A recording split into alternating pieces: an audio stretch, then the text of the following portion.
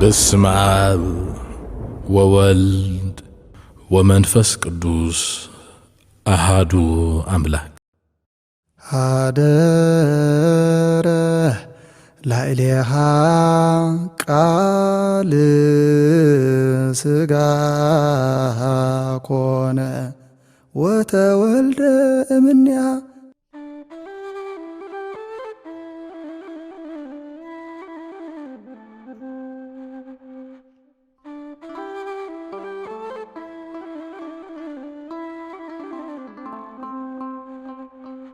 ናይ እግዚአብሔር ሰላምታ ምስ ኩላትና ይኹን ዝኸበርኩም ተኸታተልቲ መደብ ልሳን ተዋህዶ ቤተክርስቲያን ኤርትራ እዋናዊ ሓበሬታን ሰሙናዊ ንጥፈታት ቅድስት ቤተክርስቲያን ሒዝልኩም ዝቐርብ ናይ አውደ ዜና መርሃ ግብርና እንሆ። ሰናይ ምክትታል። ጎይታናን አምላኽናን መድሓንናን ኢየሱስ ክርስቶስ ተሰቒሉ ንዓለም ዘድሓነሉ ዕለት ብምዝካር ዝኽበር ክብረ በዓል መድሃኒ ዓለም ብድምቀት ተኸቢሩ 27 ሚያዝያ 2015 ዓመተ ምህረት ግዝ 5 ግንቦት 2023 ፈረንጂ ጎይታናን አምላኽናን መድሓንናን ኢየሱስ ክርስቶስ ተሰቒሉ ንዓለም ዘድሓነሉ ዕለት ብምዝካር ዝኽበር ክብረ በዓል መድሃኒ ዓለም ኣብ ኩለን ኣድባራት ብስብሃተ ማህሌት ክዝከር ከሎ ብፍሉይ ግን ብፁዕ ወቅዱስ አቡነ ባስልዮስ ቀዳማዊ ሻድሻይ ፓትርያርክ ወርእሰ ሊቃነ ጳጳሳት ዝሃገረ ኤርትራ ዋና ኣመሓዳሪ ቤት ጽሕፈት መንበረ ፓትርያርክን ሊቀ ጳጳስ ሃገረ ስብከት ዓዲ ቀይሕን ብፁዕ አቡነ ሉቃስ ብፁዕ አቡነ ጴጥሮስ ሊቀ ጳጳስ ሃገረ ስብከት ማእከል ብፁዕ አቡነ ጎርጎርዮስ ጳጳስ ሃገረ ስብከት ሰሜናውን ደቡባውን ቀይሕ ባሕሪ ሊቃውንት መምህራን ውልደ ክህነት ምእመናትን ኣብ ዝተረኽብሉ ኣብ ደብረ ገኢዛን ቤተክርስቲያን መድሃኒ ዓለም ገዛ ባንዳ ብድምቀት ተኸቢሩ ሊቃውንት ካብ ድሮተ ዕለት ጀሚሮም ዝተፈላለዩ ስብሃታት ስርዓተ ዋዜማ ምስ ፈጸሙ ካብ ምሸት ክሳብ ሰዓታት ጸሎተ ቅዳሴ ዝበጽሕ ንፍጹም ልዕልናን ክሳብ ሞት ዘብጽሕ ፍቕርን ክርስቶስ ዝገልጹ ዝተፈላለዩ ወረባትን ሸብሸቦም ብግርም ስብሃተ ማህሌት ከመስግኑ ሓዲሮም ካብዚ መወጻእ ዝተፈላለዩ መጽሓፍተ ተኣምር ምስ ተነቡ ጸሎተ ኪዳንን ቅዳሴን ብመሪሕነት ብፁዓን ኣቦታት ጊዜ ሓልዩ በጺሑ ስርዓተ ዑደት ታቦት ንምፍጻም ድማ ታቦት ብቡራኬ ቅዱስ አቦናን ብፁዓን ሊቃነ ጳጳሳትን ብመሪሕነት ወርቂ መስቀል ማዕጠንትን ዝሓዙ ውልደ ክህነት ብመዝሙርን ሸብሸቦን ተምሃሮ ትምህርተ ሰንበት ብምህላፍ ምእመናትን ተሰንዩ ኣብ ቀጽሪ ቤተ ክርስቲያን ዘይሩ ኣብ ዝተዳለውሉ ኣውደ ምሕረት ምስ ቆመ ሊቃውንት ነቲ ዕለት ዝውክል ለዘብ ብምልዛብ ኣሸብሺቦም ካብዚ መወጻል ተምሃሮ ትምህርተ ሰንበት መዝሙር ምስ ኣቕረቡ መምህር ሮቤል ተኪኤ ናሁ በጽሐ ጊዜሁ ወንጌል ዮሐንስ ምዕራፍ 12 ፍቕዲ 23 ብዝብል መሪሕ ቃል ነቲ ዕለት ዝሰማዕ ሰፊሕን መሳጥን ናይ ዕለት ትምህርቲ ምሂሮም ኣብ መወዳእታ ድማ ቃል ምስጋና ሰበካ ጉባኤ ብኣመሓዳር ናይቲ ደብሪ ሊቀ ትጉሃን ዘርአ ዳዊት ገብረ ንጉስ ምስ ተነበ እቲ ክብረ በዓል ብጸሎትን ምህላን ተዛዚሙ ዓመታዊ ክብረ በዓል ልደታ ለማርያም ኣብ ሃገረ ስብከት ኣስመራ ልደታ ለማርያም ቤተክርስቲያን ቃሓውታ ብድምቀት ተኸቢሩ ሓደ ግንቦት 2017 ዓመተ ምህረት ግዝ ክብረ በዓል ልደታ ለማርያም ኣብ ኩለን ኤርትራ ኦርቶዶክስ ተዋህዶ ኣብያተ ክርስቲያናት ብድሙቕ ስብሃተ ማህሌትን ቅዳሴን ውዳሴን መንፈሳዊ ስነ ስርዓትን ክኽበር ከሎ ብፍሉይ ኣብ ሃገረ ስብከት ኣስመራ ልደታ ለማርያም ቤተክርስቲያን ቃሓውታ ብፁዕ ቅዱስ አቡነ ባስልዮስ ቀዳማዊ ሻድሻይ ፓትርያርክ ወርእሰ ሊቃነ ጳጳሳት ዝሃገረ ኤርትራ ብፁዕ አቡነ ጎርጎርዮስ ጳጳስ ሃገረ ስብከት ሰሜናውን ደቡባውን ቀይሕ ባሕሪ መራሕ ስራ ሃገረ ስብከት ኣስመራ ሊቀ ካህናት ዘርአ ኣስመላሽ ኣቦታት ገዳማውያን ብርክት ዝበሉ መምህራን ሊቃውንት ውልደ ክህነት ምእመናትን ኣብ ዝተረኽብሉ ብድምቀት ተኸቢሩ ከምቲ ልሙድ ሊቃውንት ካብ ድሮተ ዕለት ዋዜማ እህተና ይብልዋ መላእክት በሰማያት ማለት መላእክት ኣብ ሰማያት ሓብተና ይብልዋ እናበሉ ዝተፈላለዩ ቅንያትን መዝሙረ ዳዊትን ብምስናይ ንቅድስናን ልዕልናን ቅድስተ ቅዱሳን ድንግል ማርያም ዝገልጽ ምስጋና ኣብጺሖም ምሸት ደወል ቤተክርስቲያን ተደዊሉ ሊቃውንት ሰዓት 11 ድሕሪ ቀትሪ ኣብ ቤተክርስቲያን ተረኺቦም ንልደት ቅድስተ ቅዱሳን ድንግል ማርያም ብዝገልጹ ብዝተፈላለዩ ወረባትን ሸብሸቦን ስርዓተ ማህሌት ምስ ፈጸሙ ዝተፈላለዩ መጽሓፍተ ተኣምርን ገድልን ጊዜኦም ሓልዮም ተነቢቦም ካብዚ ቀጺሉ ብመሪሕነት ብፁዕ ቅዱስ አቡነ ባስልዮስ ጸሎተ ቅዳሴ ተሰሪዑ ስርዓተ ዑደት ታቦት ንምፍጻም ድማ ታቦት ብቡራኬ ብፁዕ ቅዱስ ፓትርያርክን ብፁዓን ኣቦታትን ብለባስያን ውልደ ክህነት ብሸብሸቦ ሊቃውንት ብመዝሙር መንእስያ ተምሃሮ ትምህርተ ሰንበት ብምህላ ምእመናትን ተሰንዩ ኣብ ቀጽሪ ቤተክርስቲያን ዘይሩ ኣብ ዝተዳለውሉ ኣውደ ምሕረት ምስ ቆመ ሊቃውንት ነቲ ዕለት ዝውክል ለዘብ ብምልዛብ ኣሸብሺቦም ብድሕሪ ዝተምሃሮ ትምህርተ ሰንበት ትንሣኤከ ለእለ ኣመነ እምሃና ወእያቄም ተወለኪ ሰላም ለልደትከ ዝብላ ሰለስተ መዛሙር ምስ ኣስምዑ ብሓላፊ ክፍሊ ትምህርተ ሰንበት ዘመንበረ ፓትርያርክ መምህር ኤፍሬም ቀሲስ ተስፋ ሚካኤል ኣሚሃ መልአ ፍስሓ ኣፉነ መዝሙር መበል 126 ብዝብል ቃል ንክብርን ንጽህናን ቅድስተ ቅዱሳን ድንግል ማርያም ዝገልጽ ናይ ዕለቱ ሰፊሕ ትምህርቲ ተዋሂቡ ኣብ መወዳእታ ኣብ ማሕዳር ናይቲ ደብሪ ቀሲስ ኢዮብ ንዋዩ ናይ ምስጋና ቃል ምስ ኣስምዑ እቲ ክብረ በዓል ብቡራኬ ብጽወ ቅዱስ አቡነ ባስልዮስ ጸሎተ ምህላ ብምግባር ብሰላም ተዛዚሙ። ኣብ ንስ ሃገረ ስብከት ሰርሓ ዓዲ ግቦ ቤተ ክርስቲያን ሊቀ መላእክት ቅዱስ ገብርኤል ተመሪቓ። 3 ግንቦት 2017 ዓ.ም ግዝ 11 ግንቦት 2025 ፈረንጂ ዋና ኣማሓዳሪ መንበረ ፓትርያርክን ሊቀ ጳጳስ ሃገረ ስብከት ዓዲ ቀይሕን ብፁዕ አቡነ ሉቃስ መራሕ ስራሕ ሃገረ ስብከት ደቡብ ዓዲ ቀይሕ ሊቀ ካህናት ገብረ መድህን መራሕ ስራሕ ንኡስ ሃገረ ስብከት ሰንዓፈ ቀሲስ በረኸት ሊቀ ካህናት ንኡሳን ኣህጉረ ስብከታት ደቡብ ዓዲ ቀይሕ ገዳማውያን ኣቦታት ካብ ዝተፈላለዩ ቦታ ዝመፁ ሊቃውንትን ውልደ ክህነትን ከምኡ ድማ ኣካላት መንግስትን ኣማሓደርትን ኣብ ዝተረኽብሉ ኣብ ሃገረ ስብከት ደቡብ ዓዲ ቀይሕ ንኡስ ሃገረ ስብከት ሰርሓ ዓዲ ጉቦ ሓድሽ ህንፃ ቤተ ክርስቲያን ቅዱስ ገብርኤል ብድሙቕ መንፈሳዊ ስርዓት ተመሪቓ። ድሮት ዕለት ዋዜማ ብመሪሕነት ብፁዕ አቡነ ሉቃስ ስርዓተ ቡራኬን ተቀብኦን ብውሽጥን ብኣፍኣን ሓድሽ ህንፃ ቤተ ክርስቲያን ምስ ዝተፈላለዩ ስብሃታት መሪሒት አቡናትን ምንባባት ወንጌልን ብኣርባዕቲኡ መኣዝን ቤተ ክርስቲያን ግዚኡ ሓልዩ ምስ በፅሐ ታቦት ቅዱስ ገብርኤል ካብቲ ዝነበሩ መንበር ተላዒሉ ናብቲ ሓድሽ ህንፃ ቤተ ክርስቲያን ብክብሪ ኣትዩ። ካብዚ መወፃል ሊቃውንት መምህራን ዝግባእ ስርዓት ዋዜማ ምስ ፈጸሙ ምሸት ደወል ቤተ ክርስቲያን ተደዊሉ መምህራን ሊቃውንት ነቲ ዕለት ብዝገልጹን ለቤተ ክርስቲያን ልዑል ሃነፃ ዝብል ወረባትን ብግሩም ስብሃተ ማህሌትን ሸብሸቦን ከመስግኑ ሓዲሮም። ወጋሕታ ጸሎተ ኪዳን ብምዕራግ መጽሓፍተ ተኣምርን ገድልን ምስ ተነቡ ጸሎተ ቅዳሴ ተሰሪዑ። ስርዓተ ውደት ታቦት ምፍጻም ድማ ታቦት ብቡራኬ ብፁዕ አቦና በመሪሕነት ማይጠን ዝሓዙ ውልደ ክህነት በመዝሙርን ሸብሸቦን መዘምራን ሊቃውንት በምህላ ምእመናን አቦታትን ምእመናን አዴታትን ተዓጅቡ ኣብ ዝተዳለወሉ አውደ ምሕረት ምስ ቆመ ሊቃውንት ለዘብ ብምግባር ተቀደሲ ወነሲ ሃይለ ኦ ቤተ እግዚአብሔር እስመናሁ ንጉሥኪ በጽሐ ማለት እንሆ ንጉሥኪ እግዚአብሔር በጽሒክ እዩ እሞ ኦ ቤተ እግዚአብሔር ተቀደስን ሓይሊ ረኸብን እናበሉ አሸብሽቦም። ካብዚ ብምቕጻል መሪጌታ ብስራት ኣብ ማእከልኩም ምእንቲ ክነብር መቕደስ ስርሑለይ ዘጻት 25:8 ብዝብል መሪሕ ቃል ነቲ ዕለት ዝገልጽ ትምህርቲ ኣስሚዖም።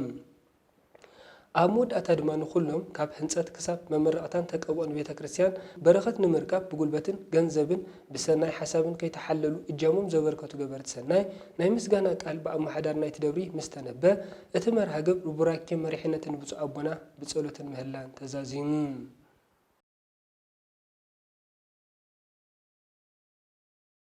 ኣብ ንኡስ ሃገረ ስብከት ዓዲ ቀይሕ ኣብ ሃዋፁ መመረቕታን ስርዓተ ተቀብኦን ቤተ ክርስቲያን ቅዱስ ሚካኤል ብድሙቕ መንፈሳዊ ተመስጦን ስርዓትን ተኸቢሩ። 26 ሚያዝያ 2017 ዓ.ም ግዝ 4 ግንቦት 2025 ፈረንጂ ዋና ኣማሓዳሪ ምምሕዳር መንበረ ፓትርያርክን ሊቀ ጳጳስ ሃገረ ስብከት ዓዲ ቀይሕን ብፁዕ አቡነ ሉቃስ መራሕ ስራሕ ሃገረ ስብከት ዓዲ ቀይሕ ቀሲስ ገብረ መድህን ዋና ጸሓፊ ንኡስ ሃገረ ስብከት ዓዲ ቀይሕን ካብ ዝተፈላለዩ ቦታ ዝመፁ ሊቃውንት ውልደ ክህነትን ኣብ ዝተረኽብሉ ኣብ ሃገረ ስብከት ደቡብ ዓዲ ቀይሕ ብድሙቕ መንፈሳዊ ተመስጦን ስርዓትን ተኸቢሩ። ድሮት ዕለት በመሪሕነት ብፁዕ አቡነ ሉቃስ ስርዓተ ቡራኬ ተቀብኦ ሜሮንን ምንጻግ ማየገቦን ብውሽጥን ብደገን ሓድሽ ህንፃ ቤተ ክርስቲያን ምስ ተኻየደ ዝተፈላለዩ ነቲ ስርዓተ ተቀብኦ ዝምልከቱ መሪሒት አቡናትን ምንባባት ወንጌልን ብኣርባዕቲኡ መኣዝን ቤተ ክርስቲያን ግዚኡ ሓልዩ ምስ በጽሐ ታቦት ቅዱስ ሚካኤል ካብቲ ኣዕሪፉሉ ዝነበረ ቤተ ክርስቲያን ናብቲ ሓድሽ ህንፃ ቤተ ክርስቲያን ብክብሪ ከም ዝኣቱ ምስ ተገብረ ሊቃውንት ዋዜማ ኣብፂሖም። ካብዚ ምቕጻል ምሸት ደወል ቤተ ክርስቲያን ተደዊሉ ውልደ ክህነት ጸሎተ ሰዓታት ከብጽሑ ከለዉ መምህራን ሊቃውንት ነቲ ስነ ስርዓት ብዝገልጹ ብዝተፈላለዩ ወረባትን ብግሩም ስብሃተ ማህሌትን ሸብሸቦን ለዛቲ ቤት ሃነፃ ወልድ ወፈጸማ መንፈስ ቅዱስ እናበሉ ከመስግኑ ሓዲሮም። በመሪሕነት ብፁዕ አቡነ ሉቃስ ጸሎተ ኪዳን ብምብጻሕ መጽሓፍተ ተኣምርን ገድልን ምስ ተነቡ ስርዓተ ቅዳሴ ተሰሪዑ። ስርዓተ ዑደተ ታቦት ምፍጻም ድማ ታቦት ብቡራኬ ብፁዕ አቦና በመሪሕነት ወርቂ መስቀል ማይጠንትን ብዝሓዙ ውልደ ክህነት በመዝሙርን ሸብሸቦን መዘምራን ሊቃውንት በምህላ ምእመናን ምእምናትን ተዓጅቡ ኣብ ዝተዳለወሉ አውደ ምሕረት ምስ ቆመ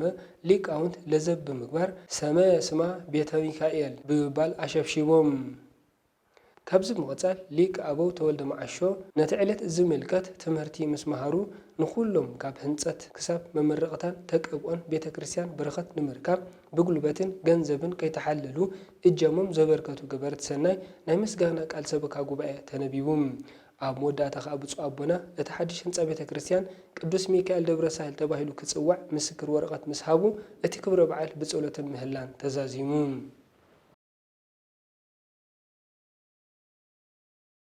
ኣብ ሃገረ ስብከት ሕቡራት መንግስታት ኣሜሪካን ካናዳን ግዛኣት ካሊፎርኒያ ኣብ መንጎ ክልተ ኣብያተ ክርስቲያናት ዝነበረ ዘይምርድዳእ ብዕርቀ ሰላም ተዛዚሙ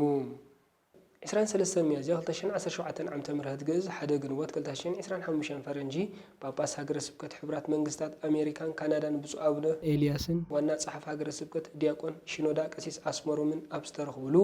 ኣብ ሃገረ ስብከት ሕቡራት መንግስታት ኣሜሪካን ካናዳን ግዛኣት ካሊፎርኒያ ኣብ መንጎ ክልተ ኣብያተ ክርስቲያን ማለት ደብረ ታቦር መድኃኔ ዓለምን ቤተ ክርስቲያን ቅዱስ ገብርኤልን ዝነበረ ዘይምርድዳእ ብዕርቀ ሰላም ተዛዚሙ። እዚ ብብፁዕ ኣቦና ዝተመርሐን ዝተማእከለን ናይ ዕርቅን ሰላምን መንፈሳዊ ጉባኤ 23 ሚያዝያ 2017 ዓ.ም ግዕዝ 1 ግንቦት 2025 ፈረንጂ ምሽማግለ ዕርቀ ሰላም ክልቲኦም ወገናት ብምርኻብ ኣብ ሓባራዊ ምርዳእን ፍቕርን ሰላምን ዘተኮረ ሰፊሕ ዝርርብ ተኻይዱ ድሕሪ ሰፊሕ ምይጥ ድማ ብጽኡነቶም ሰላምን ፍቕርን ሕድገትን መሰረት ክርስቲያናዊ ህይወት ምዃኑ ብሰፊሕ ድሕሪ ምብራህ ኩሉ ነገር ገዲፍና ንፍቕርን ሰላምን ብምቕዳም ኣብ ዕብየት ቤተ ክርስቲያን ከነተኩር ይግባአና ክብሉ ኣባታዊ ምኽሪ ሂቦም። ክልቲኦም ኣብያተ ክርስቲያናት ብወገኖም ኩሉ ተዝሓለፈ ናይ ዘይምርዳእ መንፈስ ግዚኡ ኣኺሉ ብማእከልነት ብፁዕ ኣቦና ኣብ ሰላምን ፍቕርን ብምብፅሖም ዝተሰምዖም ሓጎስ ገሊፆም። ኣባላት ክልቲአን ኣብያተ ክርስቲያናት ድማ እቲ ንልዕሊ 9 ዓመታት ዝነበረ ሓጹር ዘይምርድዳእን ምትፍናንን ሰይሮም ብምትሕቋፍን ብሓባራዊ መዝሙር ድማ ፍቕርን ሰላምን ናይ ክልቲኦም ወገናት ብዕሊ ተኣወጀ። ንጽባሒቱ ዓርቢ 24 ሚያዝያ 2017 ዓ.ም ግዕዝ 2 ግንቦት 2025 ፈረንጂ ኣባላት ቤተ ክርስቲያን ቅዱስ ገብርኤል ንዋዜማ ዓመታዊ በዓል ደብረ ታቦር መድኃኔ ዓለም ንምኽባር ብእኩብ ምስ መጹ ኣባላት ቤተ ክርስቲያን ደብረ ታቦር መድኃኔ ዓለም ናይ እንቋዕ ብድሓን መጻእኩም ሕቋፍ ዕምባባ ብምብርካት ብሓጎስን መዝሙርን ተቐቢሎሞም። ብተወሳኺ ኣብ ዓመታዊ ክብረ በዓል ደብረ ታቦር መድኃኔ ዓለም ንምስታፍ ካብ ዝተፈላለየ ከተማታት ኣሜሪካ ዝመጹ ብዝሒ ዘለዎም ውልደ ክህነት ብምስታፎም ነቲ ናይ ዕርቀ ሰላም መስርሕ ክብሪ ወሲኾምሉ። ኣብ ኖስ ሃገረ ስብከት ስዊዘርላንድ ናይ ዝርከባ ናይ 19 ኣብያተ ክርስቲያናት ኣብያተ ትምህርተ ሰንበት ናይ ሕብረት ዓመታዊ ጉባኤ ተኻይዱ። ኣብ ኖስ ሃገረ ስብከት ስዊዘርላንድ ዝርከባ ናይ ኤርትራ ኦርቶዶክስ ተዋህዶ ኣብያተ ክርስቲያናት ኣብያተ ትምህርተ ሰንበት ናቡቴ ከዓ ንንጉስ ኣካብ ርስተ ኣቦታተይ ክህበካስ እግዚኣብሔር ካባ የርሕቆ በሎ ቀዳማይ ነገስት 21:3 ኣብ ትሕቲ ዝብል ቴማ ብፁዕ ኣቡነ ጳውሎስ ጳጳስ ሃገረ ስብከት ኤውሮጳን ዓባይ ብሪጣንያን ኣባል ቅዱስ ሲኖዶስን ብፁዕ ኣቡነ ሳዊሮስ ጳጳስ ሃገረ ስብከት ደቡብ መንደፈራን ኣባል ቅዱስ ሲኖዶስን ኣብ ዝተረኽብሉ ሰንበት ዕለት 3-4 ግንቦት 2025 ፈረንጂ ናይ ሕብረት ዓመታዊ ጉባኤ ተኻይዱ። እቲ መደብ ብጸሎትን ቡራኬን ብፁዕ ኣቡነ ጳውሎስ ብወግዕ ምስ ተኸፍተ ኣብዚ ጉባኤ እዚ ተዓዲሞም ዝመፁ ሊቀ ማእምራን መምህር ኣስመላሽ ገብረ ህይወት ነዚ ጉባኤ ብዝተመርፀ ሃይለ ቃል መሰረት ብምግባር ሰፊሕ ትምህርቲ ሂቦም። መምህር ኣስመላሽ ኣብ ትምህርቶም መንእስያት ኣብ እምነቶም ክጸንዑ ክሳብ መወዳእታ ዘመን ህይወቶም እውን ብመንገዲ ቅዱሳን ኣበው ጸኒዖም ክጓዓዙ ምሂሮም። መንእስያት ትምህርተ ሰንበት ንኡስ ሃገረ ስብከት ስዊዘርላንድ እውን ነቲ ቴማ መሰረት ብምግባር መንፈሳዊ ድራማ ኣቕሪቦም። ብተወሳኺ በብኸባቢኡ ዝተጠርነፉ መዘምራን ናይ ሕብረት መዛሙር ብምቕራብ ነቲ ጉባኤ ብመንፈሳዊ መዝሙርን ምስጋናን ኣማዕረግዎም። ካብዚ ምቕጻል ብዛዕባ ኣመዓባብላን ታሪኽን ትምህርተ ሰንበት ኣብ ኣብያተ ክርስቲያን መጽሓፍ ቅዱሳዊ መብርሂ ህልውና ትምህርተ ሰንበት ኪደት ትምህርተ ሰንበት ኣብ ሃገርና ኤርትራ ከመይ ይመስል ቤት ትምህርተ ሰንበት ብኸመይ ክምዕብል ይኽእልን ኣብ ዝብሉ ዛዕባታት ብምትኳር ብመልክዕ ዘተ መሰረታዊ ትምህርትን መረዳእታን ተዋሂቡ ስዒቡ ንተጋባእቲ ፍልጠቶም ዘዕቢ ብጥርነፍቲ ኣብያተ ትምህርተ ሰንበት ንኡስ ሃገረ ስብከት ስዊዘርላንድ ዝተዳለወ ንመላእ ተጋባእቲ ዘሳተፈ ሓፈሻዊ ፍልጠት ቀሪቡ። በአቦ መንበር ትምህርተ ሰንበት ሃገረ ስብከት ኤውሮጳን ዓባይ ብሪጣንያን ሰባኪ ወንጌል መምህር ዮናስ ከሰተ ናብ ቤተ እግዚአብሔር ንኺድ ምስ በሉኒ ተሓጎስኩም ብዝብል ሃይለ ቃል ንመንእስያት ትምህርተ ሰንበት ዘተኮረ ትምህርቲ ተዋሂቡን ንኪደትን ዕላማን ራእን ትምህርተ ሰንበት ሃገረ ስብከት ኤውሮጳ ከመይ ከም ዝመስል ዝገልጽ መብርህን መልእኽትን ትምህርተ ሰንበት ሃገረ ስብከት ተመሓላሊፉን። ኣብ መወዳእታ ኣቦ መንበር ንኡስ ሃገረ ስብከት ስዊዘርላንድ ቀሲስ ተስፋ ማርያም ነዚ ጉባኤ ክውን ንምግባር ዝፃዕሩን ማህበረ ምእመናን ቁስቋም ማርያም ሶሎተር ኣብ ሓፂር ግዜ ንፃውዒት ንኡስ ሃገረ ስብከት ብምኽባር ኣብዚ ጉባኤ ንምስታፍ ካብ ዝተፈላለየ ከተማታት ንዝመፁ ኣባላት ትምህርተ ሰንበትን ልዑል ምስጋና ኣቕሪቦም። እቲ ጉባኤ ድማ ብምዕዳንን ጸሎትን ቡራኬን ብፁዕ ኣቡነ ጳውሎስ ብሓጎስ ተዛዚሙ። እዚ ጉባኤ እዚ ናይ ኤርትራ ኦርቶዶክስ ተዋህዶ ቤተ ክርስቲያን ናይ ትምህርተ ሰንበት ሕጊ ምርኩስ ብምግባር ብጠርነፍቲ ትምህርተ ሰንበት ሃገረ ስብከት ኤውሮጳ ነፍሱ ወከፍ ንኡስ ሃገረ ስብከት ዓመታዊ ናይ ሕብረት ጉባኤ ከካይድ ዝወፀ መምርሒ መሰረት ዝገበረ ኮይኑ ኣብ ንኡስ ሃገረ ስብከት ስዊዘርላንድ ንመጀመርያ ግዜ ዝተሰርዐ ጉባኤ እዩ ነይሩ።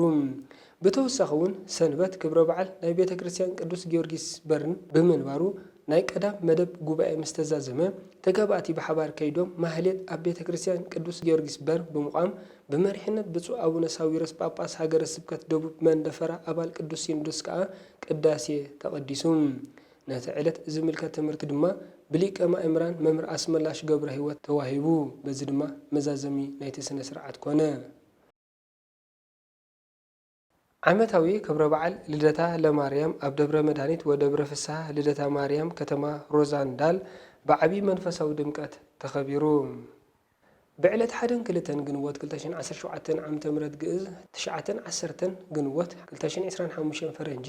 ኣብ ሃገረ ስብከት ኤውሮጳኖስ ሃገረ ስብከት ንግስነት ኔዘርላንድስ ኣብ ደብረ መድኃኒት ወደብረ ፍስሐ ልደታ ለማርያም ከተማ ሮዞንዳል መራሕ ስራሕ ሃገረ ስብከት ኤውሮጳ መጋቢ ሃይማኖት ቀሲስ ዘርእሰናይ ቀሲስ ሰሎሞን መምህራን ሊቃውንትን ውልደ ክህነትን ምእመናትን ኣብ ዝተረኽብሉ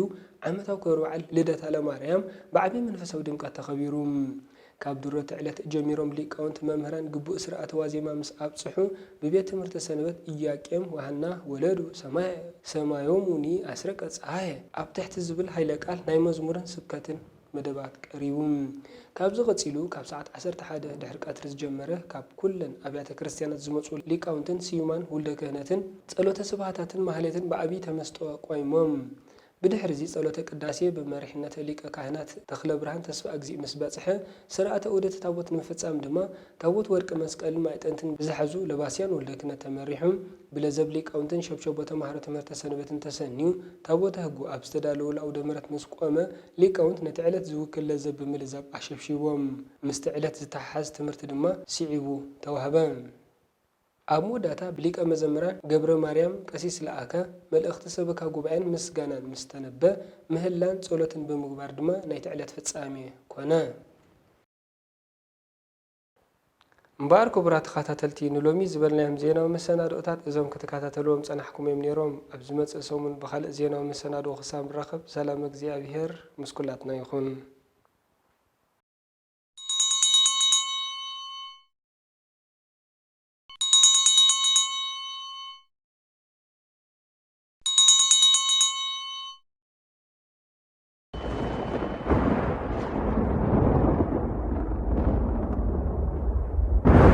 በስመ አብ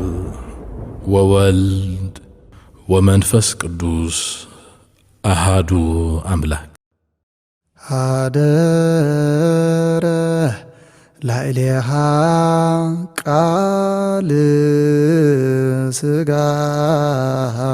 ኮነ ወተወልደ እምኔሃ